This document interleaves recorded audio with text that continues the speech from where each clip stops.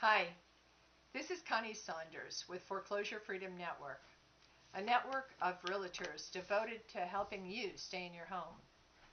Today, I'll be going over successful ways to qualify for a loan modification. A loan modification means making any change to a loan, including reduction in interest or principal. Most end up reducing monthly payments. California legislature just pointed out that lenders foreclosing without first attempting to get a sustainable loan modification from the borrower violates Article 4 of the Constitution, unreasonable search and seizure of our houses.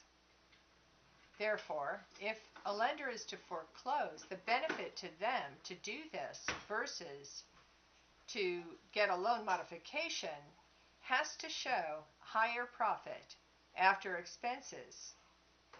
Right now, lenders are getting about 50 cents on the dollar after all foreclosure expenses. Now, here are the general guidelines on what's needed for a loan modification. First, there has to be a hardship. This can include loss of income, loss of job, adjustable rate mortgage reset, a reverse mortgage causing principal to increase beyond your means, refinance options having gone away now because property values are so much lower, injury, or similar hardships. If your income, however, is such that continued payments of this mortgage is easy to do, then you may be overlooked for help. Take a look at it this way. What is the greatest good? If otherwise, you'll be out on the street and the lender gets no better advantage foreclosing. In fact, they get less money if they foreclose than if they modify the loan. It's better to modify it. Fortunately, in the state of California, the legislators agree with this and have made codes to make this work. But this can help you too, no matter what state you are. If your purpose is to take advantage just of getting a handout, but you can't afford it, it's unlikely that it will get approved, however. To do this for everybody in the country could cause large-scale collapse.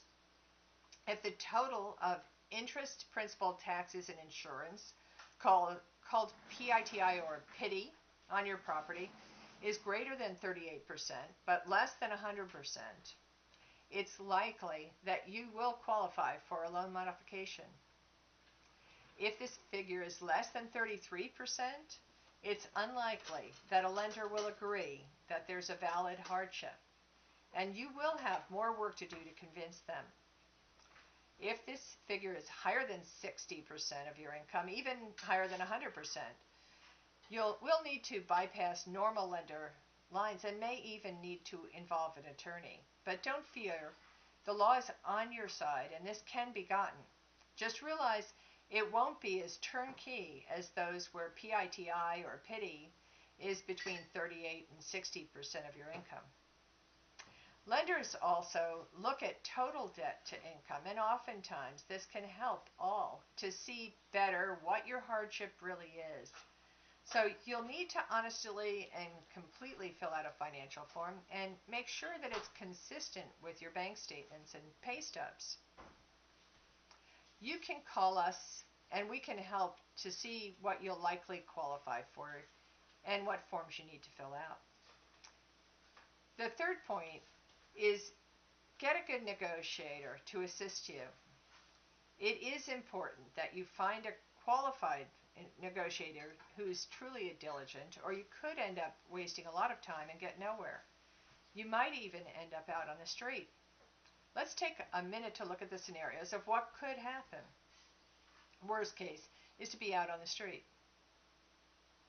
Bankruptcy is the next worst case scenario. It stays on credit records for 10 years. Next is foreclosure. Stays on your credit for 7 years and you're out of the house. Then you've got short sale. Similarly, you're out of the house, but it only stays on records for 2 years and isn't as serious of a credit ding. All of these usually end up in your having to be out of the home eventually. This is obviously a negative point. Sustainable loan modifications are your best options. One that you can continue to pay. This can also help to improve your credit once in place. For a loan modification, it's most important to get a counselor or negotiator working for you who's a qualified professional. Using a CPA, attorney, realtor, or loan officer, particularly one who knows the civil codes in your state and knows just how much they can push to get lenders to cooperate, can make all of the difference. In some states, like California, the property owner can be penalized or disqualified for assistance where they're utilizing an unqualified person. So do find this out. Most lenders are unaware of state codes and statutes and may only offer you a more general product. So without a good negotiator, you could get second best, if that. No one wins if you end up not being able to sustain the modified loan terms. It's very important to read and understand every line of these new loan terms, because without this, you may be saddled with extra fees and it may be too difficult to maintain future payments. Remember, you're ultimately responsible to make sure you get into something that will work for you. If your negotiator can't keep you in your home with a sustainable loan modification, get referred to a good attorney. Not every lender will agree with the need for them to modify their loan to sustain your loan for you. Not every negotiator understands all the new state codes and laws to ensure the modification your state mandates is offered to you. Be sure to consult with an attorney or professional who knows these before you give up your house.